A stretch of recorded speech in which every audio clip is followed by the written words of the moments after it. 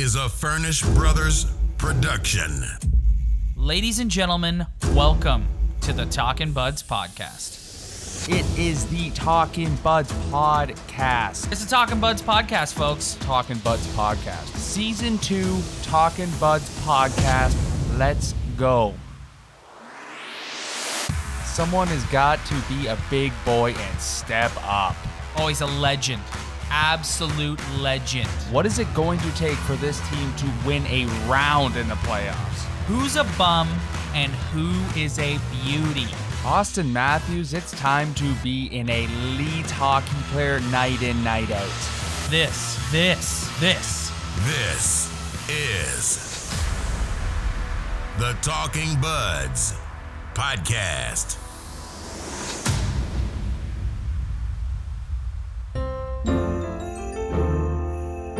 And now, here's your host, Rob and Ryan.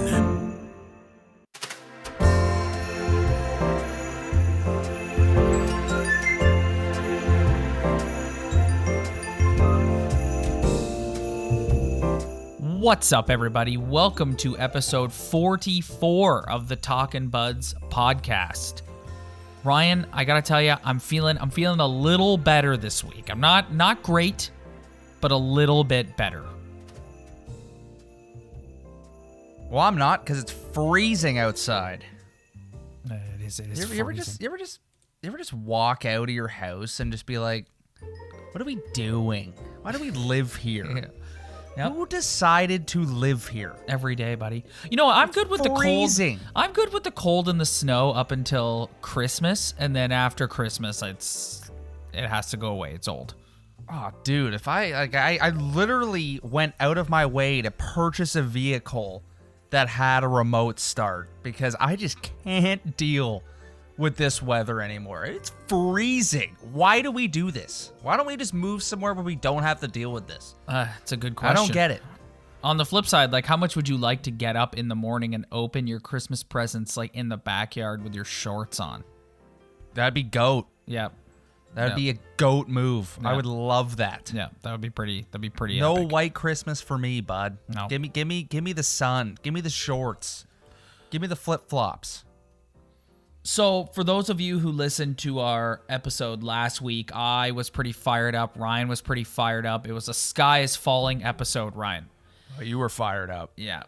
I don't know about me. I was kind of 6 out of 10. You were close to a 10 out of 10. I was. You were on fire. I was upset. last week.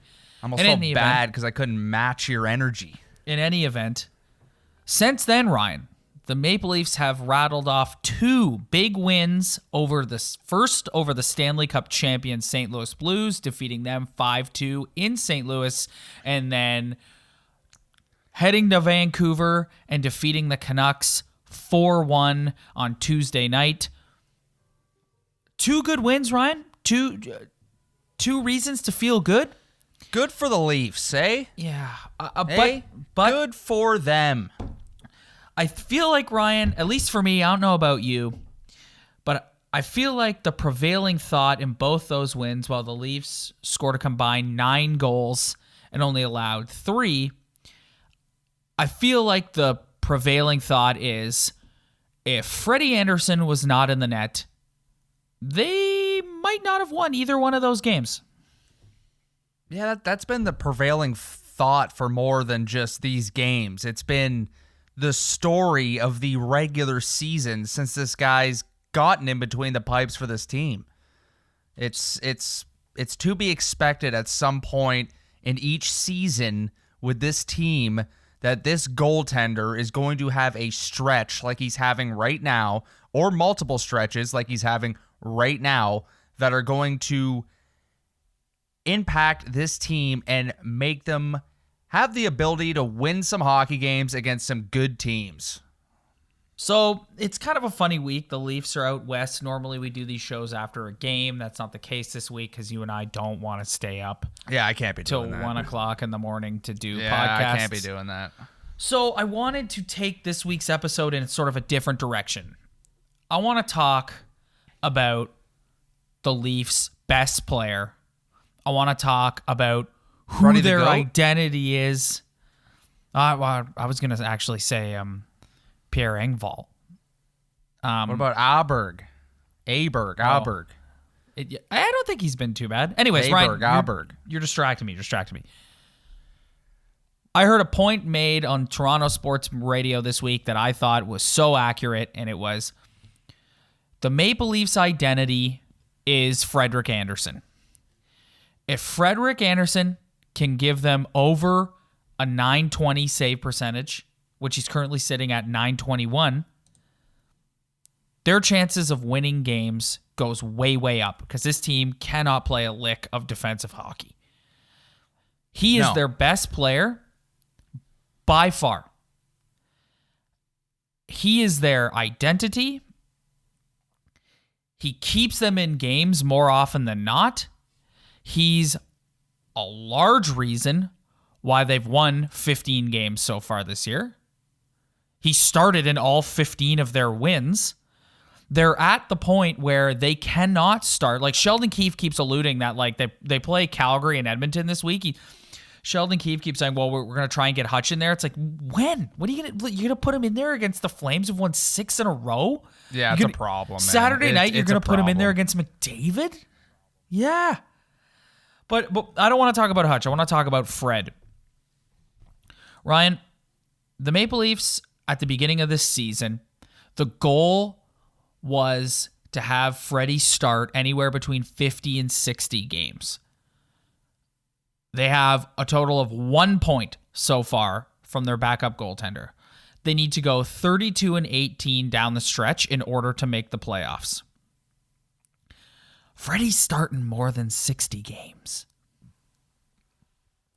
Rob, look at his history with this hockey team. He's played 60 games plus every single year he's been a Toronto Maple Leaf. He's played 66, 66, and 60 in the 3 full years he's had with this hockey club. Yeah. And the way things are going, like what you just mentioned with Hutch and the record, it doesn't seem to be changing. And Freddie, a .920 save percentage on a given stretch is phenomenal. But he's a .918 guy. He always finishes at .918. He was .917 last year, but .918. But there's stretches. He's pretty easy to predict at this point. There's going to be multiple stretches in the season where he's going to be unreal, like he is right now. And then that great save percentage that's over .920 or even higher is going to get slowly brought down by the absolute garbage defensive positioning that this team plays in their own end. But, man, after all, like just speaking from the heart as a Leaf fan, after all the years of just crap goaltending, and there's other things to talk about with Freddie too, and we'll get into it, but it is just so nice to have a goalie who you can just rely on multiple points during the season to make absolute huge saves like he did against Vancouver and against St. Louis and against all the teams. It's 15 wins this year. It's tied for the most in the league. And he's going to have to get a hell of a lot more if this team wants to make the playoffs. Take the hosting reins, Ryan. Take us down the road of, you just alluded to, there's more things to talk about with Freddie. So take us down that road. Well, more things to talk about. To me, Freddie, we know what he is in the regular season. I just laid it all out. He's a .918 save percentage. He's going to play over 60 games. The Leafs are going to absolutely screw him for a bunch of shutouts because they can't play defense. He has faced the most shots of any goalie in the last 3 seasons. Yeah, and he's also second right now in shots against. Yeah. And that might be because of the amount of starts he has or that he just faces a lot of shots. But at the end of the day, with this goaltender, with Freddie Andersen, the biggest question with him is once Game 7 rolls around, and it's not just for him, it's for the whole team. It's for all the star players. It's for the whole franchise. But we're talking about Freddie right now. Can the guy make the big save in the big game in the postseason? That is what we are waiting to see from him. But a goaltender's unique position. And I'm willing to take a very consistent goaltender who can take you to the playoffs year after year over a guy who's going to be absolute trash or injured for the whole regular season and just show up in the playoffs. Like it's great to have a consistent goalie, but there's no way around it. He's got to prove something when it's big boy time in the playoffs. The thing that I like the most about Freddie, and you've heard me talk a lot about intangibles on this podcast, Freddie has those intangibles.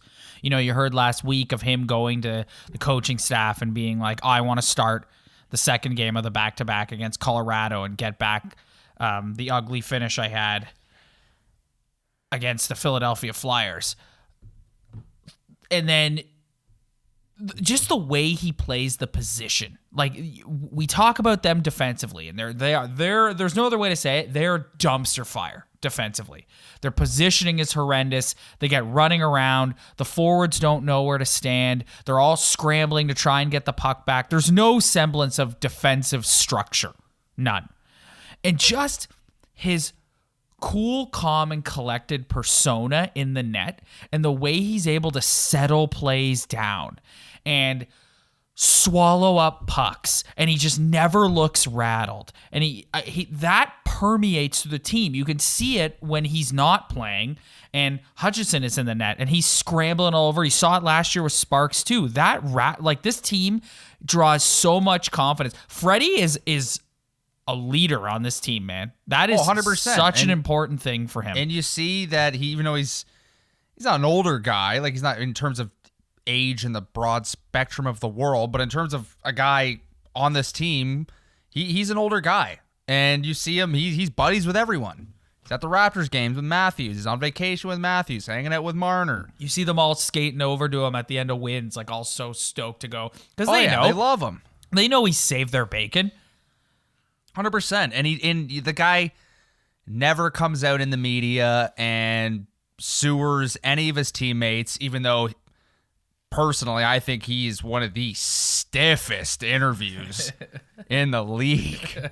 Like, the guy is just, I don't want to get on him. But that's part of his calm, cool, collected demeanor, Ryan. Yeah, it's fine. Like, he doesn't need to be a great interview. I just think it's kind of funny sometimes listening to him kind of get through an interview through this crazy media market, but he's Mr. Cool Guy, you know, like just always calm. But you could just see the difference in, like, you know, when he's in the net. It's hard to explain, but like he's showing the ability to give up some horrible goals sometimes, and you can kind of just feel it just watching the game, like where he's at, his positioning, the way he carries himself.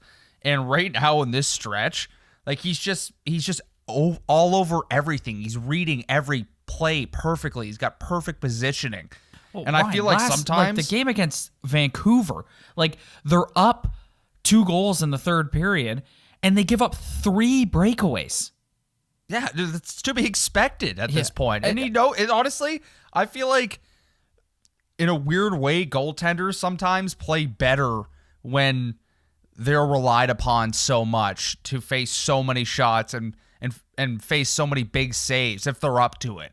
Well, and yeah, he's showing that he's up to it. One thing about being a goalie for the Toronto Maple Leafs is you're going to be in the game quickly, whether you like it or not. Yeah. Like, within the first 5 minutes, you're going to have to make a 10-beller. Well, I remember Jamie Reimer. Jamie boy. His record facing over 40 shots a game was like phenomenal, and then he threw 20 at him and he was brutal. Like, it's not just this era of Leaf hockey, it's every era of Leaf hockey for the past 2 decades. Like, it's true. You need to have a good goalie, and finally, probably the best thing Lou Lamoriello ever did while he was here was finally go get a goalie, and the guy's just been phenomenally consistent through the regular season and through some of the postseason for the 3.5 years he's been here. Do you agree with the sentiment that this team's identity is a run and gun offense heavy team that requires a goalie with a .920 save percentage to have success? Well, with Sheldon Keefe here now, it's like I believe that Sheldon Keefe doesn't want that run and gun. We're going to balls to the wall on offense. If that means our goalie has to face 45 shots a night, then so be it. I don't think he wants it like that. It's just the way this team is. Yeah. It's their personnel. And because of the way they play and how their players play every single night, there's really no other option but to play that well in the net to get your team a victory. Like it seems fine. Like, like we were on here last week, we were just ripping them. Yeah. Like you were going off, dude. Like you were that was probably the most going off episode I've ever heard you in all the 44 episodes we've done. And all of a sudden they beat the defending champs and they beat the Canucks. And it's like, I still don't feel good about those wins. I know. And they pull up all the stats, like Austin Matthews, even strength goals. Like, just they find all these stats, and you're like, you know what? Maybe we're overreacting. But then it's like, if Freddie's not playing like this right now, and he gave up 3 goals on 3 breakaways last night, because he easily could have. Yeah. Like, those are tough stops and tough chances. Like, he's bailing them out. Yes, like you're bailing your team out of a 5-2 win. You're bailing your team out of a 4-1 win. Like that's why I wanted to center this episode around Freddie, because like it's not like he's bailing them out and they're winning, like just squeaking by. It's like they have 3-goal leads and you're still like, Freddie Andersen had to make 3 additional 10-bell saves, or that would have been 5-5, or that would have been 4-4. And the St. Louis game, the Blues could have easily been up 2-0 in the first 10 minutes of that game. And it's a completely different game. And the contrarian to this would be like, well, every goalie needs to make big saves in this league for them to win. It's like, I don't know if you've watched the best teams in this league, but I don't think Tuukka down in Boston has to face 3 breakaways a game. While you're up in the third period. Yeah, and it's just like oh my God. The amount, like, just watch them when they're getting, like, we always talk about them getting hemmed in, but like last night, the game against Vancouver, I'm just watching, and it's like, when the Canucks gained possession below the goal line in the Leafs D zone, Canucks O zone, like, just watch the Leafs forwards and defense just back right off the puck carrier, and the guy is just able to get right into the center of the ice near the slot and have an unbelievable chance at Freddie Andersen. If you're going to play a 5-man collapse game, like, you better block some shots and get in front of your goalie.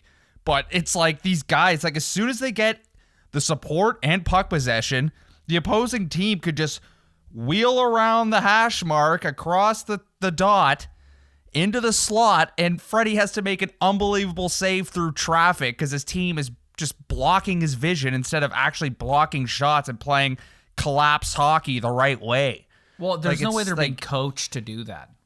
I know, which is weird. And like, we've talked about Mike Babcock forever. I don't think Mike was coaching him to do that either. No. I don't think any coach could come in here and teach them to do that. It's just, that's how they do it. Like, it's mind-boggling, but it just shows you how much Freddie is relied upon and how many great saves he makes a game and how many tough, how many times is the guy wheeling around the dot into the slot. He's just at his net being like, oh, here we go. Yeah, I know. Like, I know.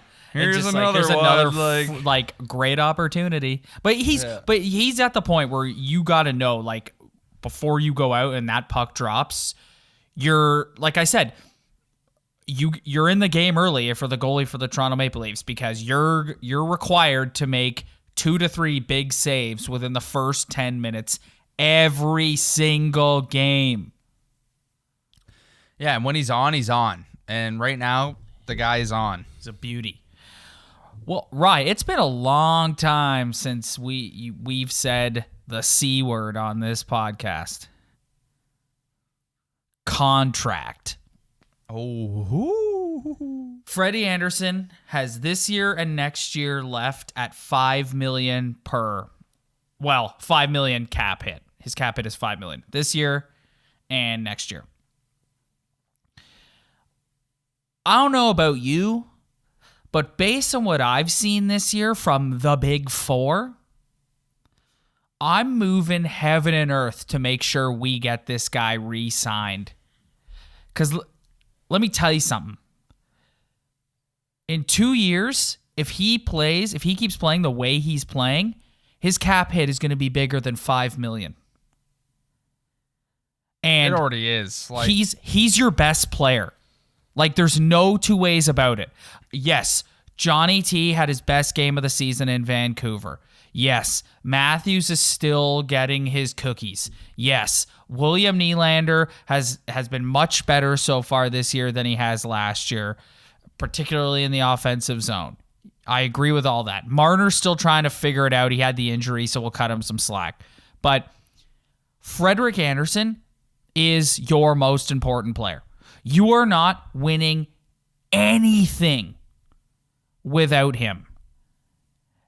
And like I said, if I'm the Leafs management group, I am moving heaven and earth at the end of the 2021 season to make sure this guy remains a Maple Leaf. And if that means I've got to cut loose some of the guys on this team, so be it. Because if we lose this guy, we are screwed.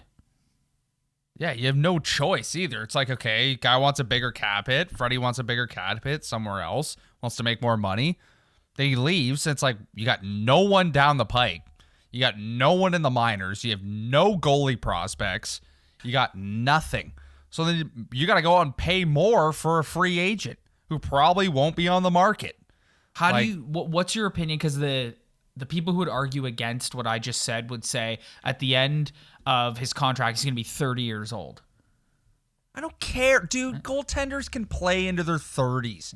We're not signing Freddie to an Austin Matthews didn't even sign a big deal, to a Connor McDavid 8-year, $12.5 million contract. We're looking at, like, honestly, I don't even know what we're looking at because the market for free agency and goalies and players are just, I don't even know where it's going to be in 2 years or a year and a half or whatever it is. But, like, the fact of the matter is they're going to have to trade somebody and get rid of some money because you can't just win with these four guys, even when they're playing at their best. Like, they could all be playing at their absolute best.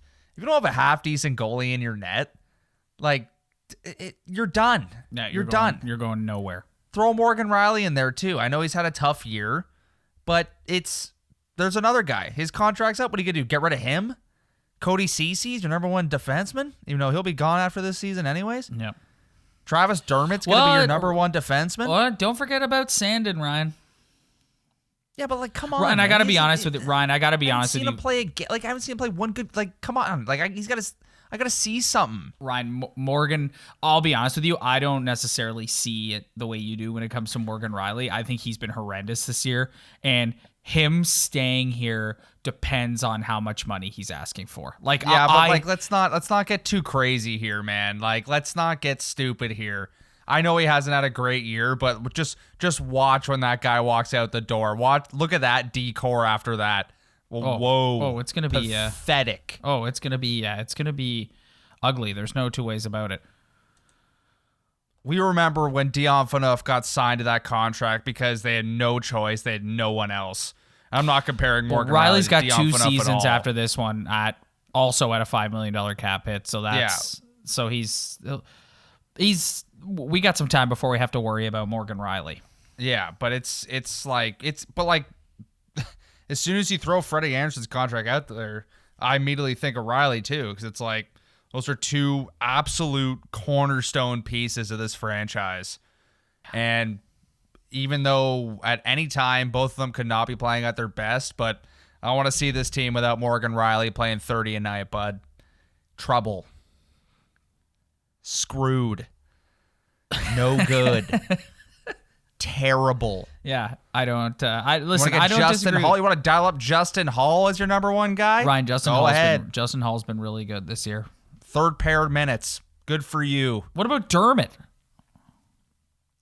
Well, I like Dermott. I like Dermott. Dermott's a good little player. He's a good guy, good player. I like watching him play, but I haven't seen him log 30 a night. Can he? I don't know. Do I want to see it? Kind of. Before we move on from the goaltending, I want to shift gears for 1 second.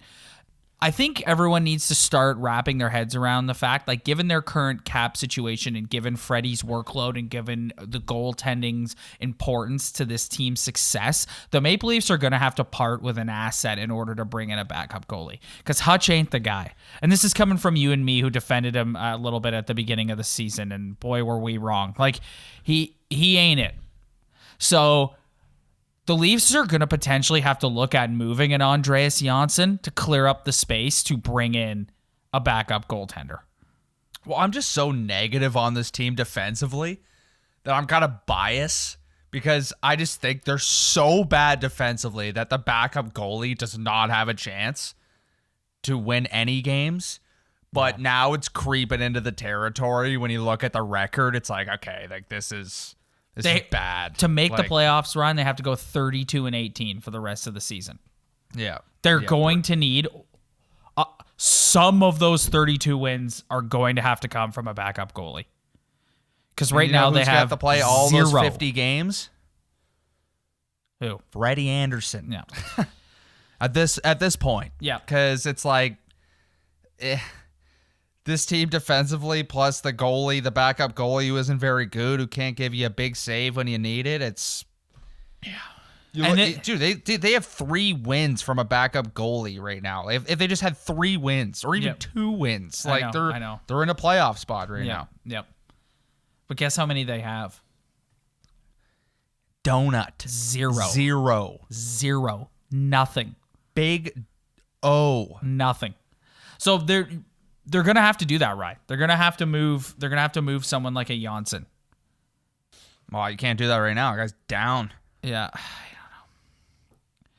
I don't know. They're just got to move somebody. Like it's not even like this year. You can move a Kapanen, you can move a Janssen, like that. That's fine. But it's like, what are you gonna do? What are you gonna do when you have to sign Freddie Andersen? Like the Frege was on the Fan earlier today, and he was saying that apparently, like, when they were in the midst of their losing streak that got Babcock fired, teams were sort of circling them, and the one guy they were asking about the most was Kasperi Kapanen. Yeah, and I brought it up on the podcast last episode or the episode before that. I can't remember. That's easily their most tradable piece right now. Yeah. Easily. Yeah. Well, yeah, skate fast, that they can checks. Actually get something back for. Yes. Yeah. Can play in your top 6, fast, finishes checks, has shown the ability to put the puck in the net. Can play in your top 6. Like he's their most tradable contract. He's your best bet right now if you actually want to do something. Even though I think Kyle Dubas is strapped in with this roster. Oh yeah. Strapped in. He wants to prove to everybody that he can pull something off with his little vision he's got there. Well, guess what? If you don't make the playoffs, or if you make the playoffs and get dummied in the first round, you're going to have to adjust your vision there, bud. Because his vision isn't 20/20, which means he's wearing glasses, and they're not rose-colored glasses. I'll tell you that. That was epic. You need to clip that for the intro. Yeah, you need to clip that line for the intro. That was epic. Honestly, like, it's one of those lines where I was mid-saying, and I was like, I hope I don't mess this up, or I don't take a chance. It just came to me quickly. That was extremely, extremely impressive. You know what? I feel good after that one. I feel good. You should have a cold one after saying that. Yeah, oh, here you go, right here. Excellent. What is that you just opened? That's a PBR, my friend. Yeah, you love the working man's beer. Oh yeah, just water. Yeah, water beers. Just goes down. Well, I'm not one to talk. I rotate between Bud Light and Michelob Ultra. Michelob. Well, you gotta the calorie beers, the athlete beer. At my age now, Ryan, you can't throw back the good stuff like I used to. It just takes a toll on your gut. Like the barrel just gets out of control. Buddy, I got a scale right over here. I'm well over 2 bills at this point. Yeah, I got on the Michelobs like a year or so ago because I was just looking in the mirror one day and I was like, enough's enough with this barrel. Yeah, it's tough. It's tough. It's tough to quit though, man. Long day's work. You get home. Just like, a what am I nice gonna do? Drink cold one? water? I got a pop, a soda. Yeah. No. Even though shout out to my boy Ryan Miller. Usually I rock some Cottage Springs vodka soda peach while on the podcast, but tonight Why don't you hook me up with a Cottage Springs vodka soda peach? I will. That should be one of Send the him. podcast drinks. Does he work there or something? Yeah, he does.